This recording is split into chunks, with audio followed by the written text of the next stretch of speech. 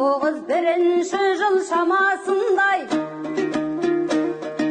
сол қыздың сұрасаңыз, әй аты үмітбек тұрған күннен күнге оғып бұғып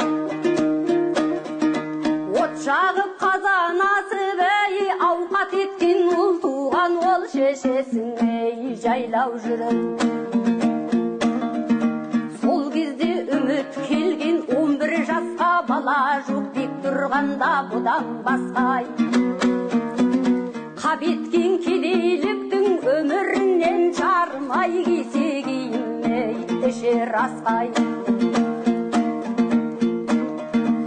Әй туыс жоқ бек тұрғандан, әй жалғыз басы жек жатқан жұрдай болған айналасы. Айналып беттен сүйіп қуанады үмітті ортаға алып, ей ата-анасы. Қарағым айналайын қалқам үміт, еш жаққа шыға алмайсың үйден шығып. Үстіңде киімің жоқ жалаңашсың, қайтейін амал бармаң, ей қу жоқшылық.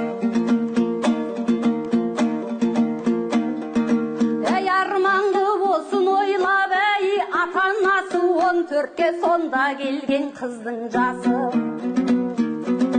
Сүйегі таза сұлу болар ай деп күңкілдеп сөз қып жүрдің, ей ел арасы.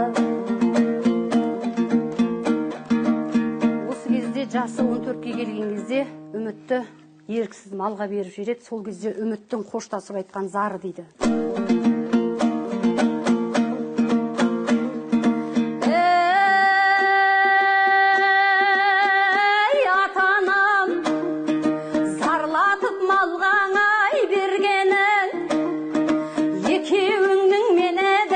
Ортаңдағы сенгенің опасыз мына жалған түстіме маған шынген.